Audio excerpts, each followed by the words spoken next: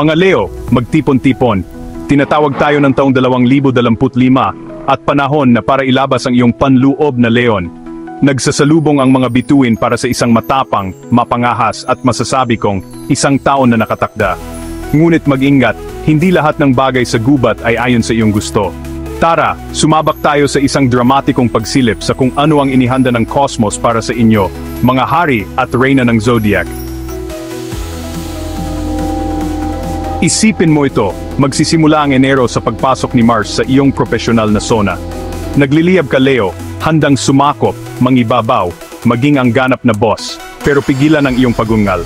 Ang Mercury retrograde ay maaring gumanap bilang isang mapang-asar na hyena na tumatawa sa iyong mga dakilang plano.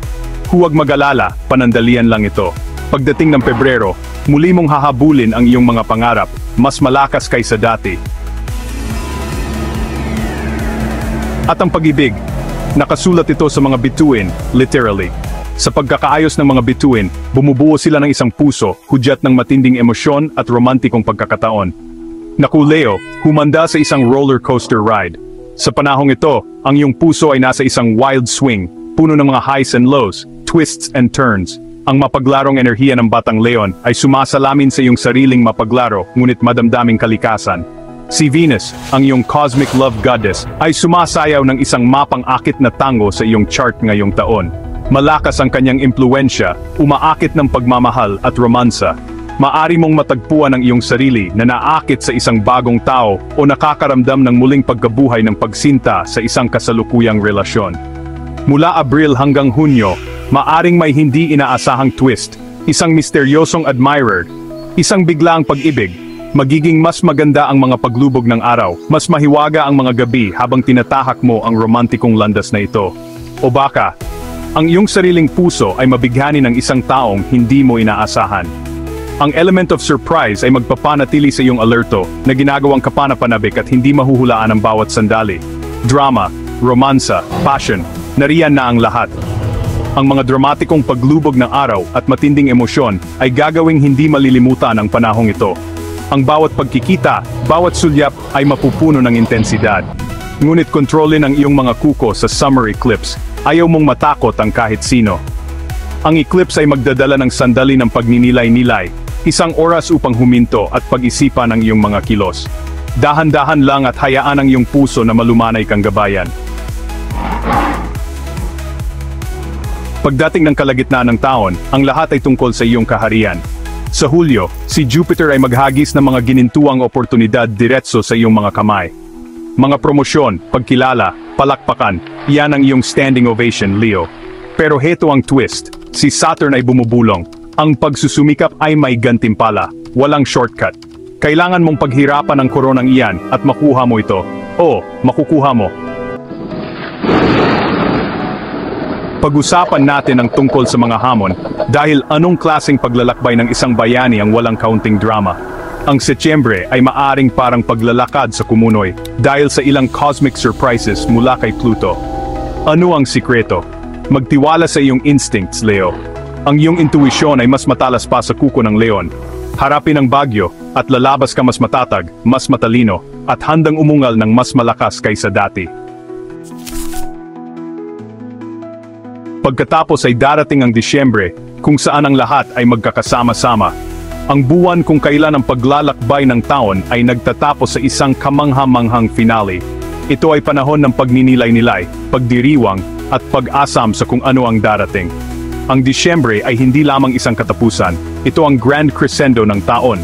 Isipin ito bilang grand finale ng isang Broadway show, fireworks, standing ovation, at ikaw ang nasa spotlight. Larawanin ang pagtaas ng kurtina, ang mga manonood ay nagpipigil ng kanilang hininga, at ang entablado ay handa na para sa iyong huling pagtatanghal. Ito ang iyong sandali para lumiwanag, para maligo sa sakaluwalhatian ng iyong mga nagawa. Ang mga bituin ay nangangako ng kalinawan, pagkumpleto, at isang landas na nalalatagan ng ginto patungo sa 26.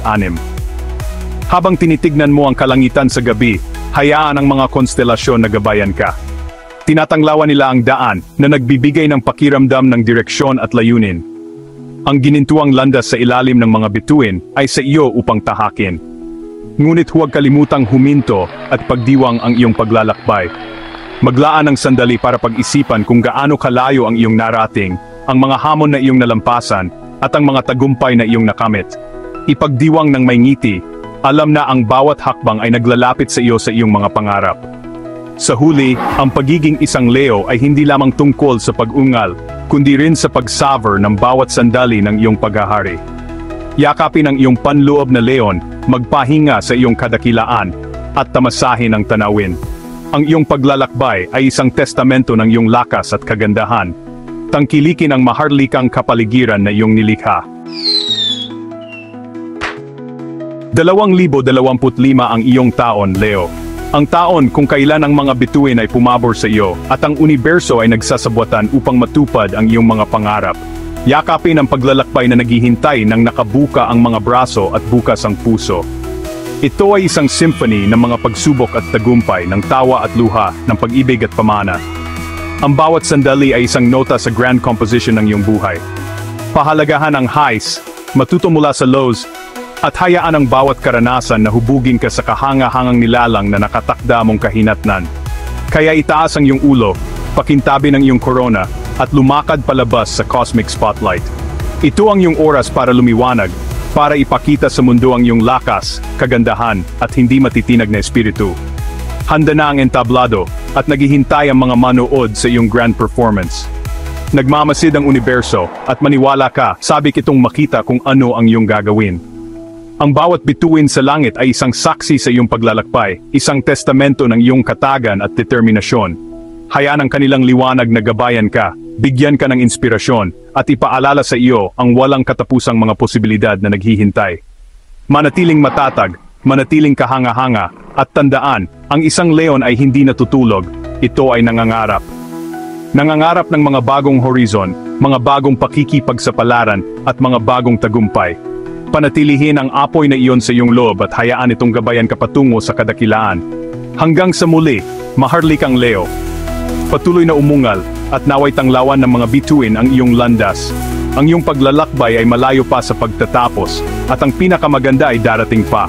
Harapin ang hinaharap ng may tapang at kumpiyansa, at hayaang umalingaw-ngaw ang iyong ungal sa buong kosmos. At habang tinatapos natin ang cosmic journey na ito, tandaan Leo, ang mga bituin ang iyong gabay, ngunit ang iyong puso ang iyong kompas.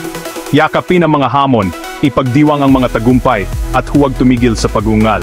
Hanggang sa muli, manatiling matatag, manatiling kahanga-hanga, at hayaang lumiwanag ang iyong panloob na leon. Paalam, maharlikang Leo.